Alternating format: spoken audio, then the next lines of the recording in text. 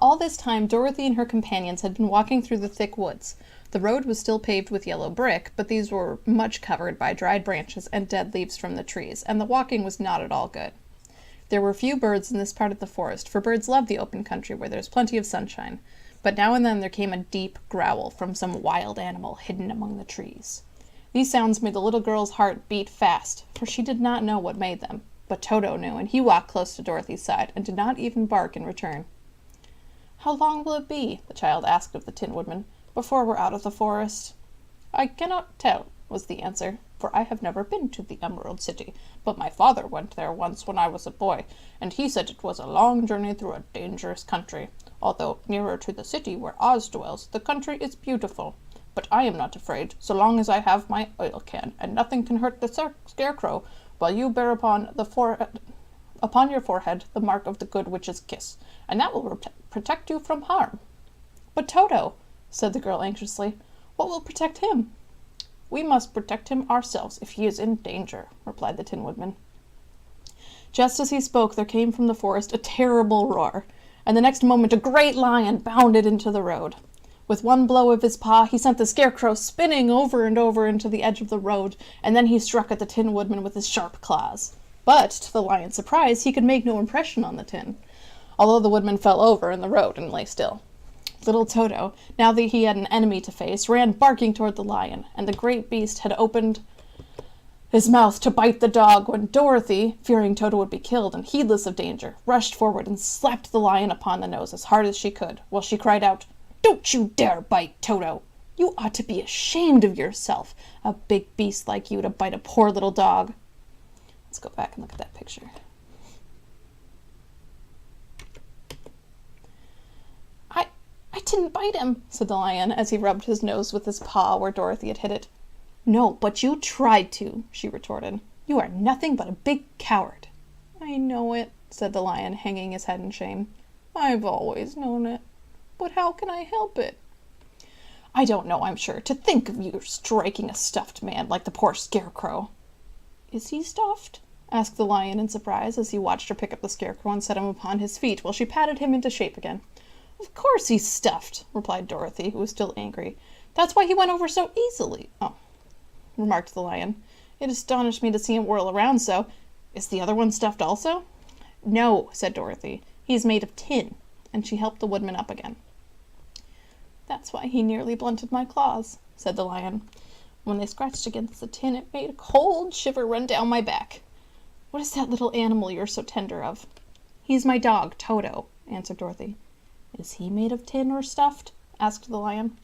"Neither. He's a meat dog," said the girl.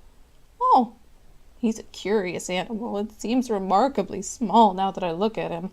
No one would think of biting such a little thing except a coward like me," continued the lion sadly. "What makes you a coward?" asked Dorothy, looking at the great beast in wonder, for he was as big as a small horse. "It's a mystery," replied the lion.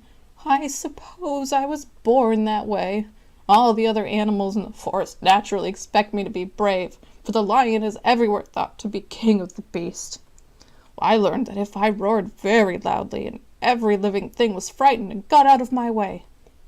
Whenever I've met a man, I've been awfully scared, but I just roared at him, and he's always run away as fast as he could go. If the elephants and the tigers and the bears ever tried to fight me, I should run myself. I'm such a coward, but as soon as they hear me roar, they all try to get away from me, and of course I let them go." "But that isn't right. The king of beasts shouldn't be a coward," said the scarecrow. "I know it," returned the lion, wiping a tear from his eye with the tip of his tail. "It is my great sorrow, and makes me very unhappy. But when there is danger, my heart begins to beat fast." "Perhaps you have a heart disease," said the Tin Woodman. "It may be," said the lion. "If you have," continued the Tin Woodman, "you ought to be glad, for it proves you have a heart. For my part, I have no heart, so I cannot have heart disease." "Perhaps," said the lion thoughtfully, "if I had no heart, I should not be a coward." "Have you brains?" asked the scarecrow. "I suppose so. I've never looked to see," replied the lion. "I'm going to the Great Oz to ask him to give me some," remarked the scarecrow. for my head is stuffed with straw." "And I'm going to ask him to give me a heart," said the Woodman. "And I'm going to ask him to send Toto and me back to Kansas," added Dorothy. Do you think that Oz could give me courage?" asked the Cowardly Lion. "Just as easily as he could give me brains," said the Scarecrow. "Or me a heart," said the Tin Woodman. "Or send me back to Kansas," said Dorothy. "Then, if you don't mind, I'll go with you," said the Lion, "for my life is simply unbearable without a bit of courage." "You'll be very welcome," answered Dorothy, "for you will help to keep away the other wild beasts. It seems to me they must be more cowardly than you are if they allow you to scare them so easily."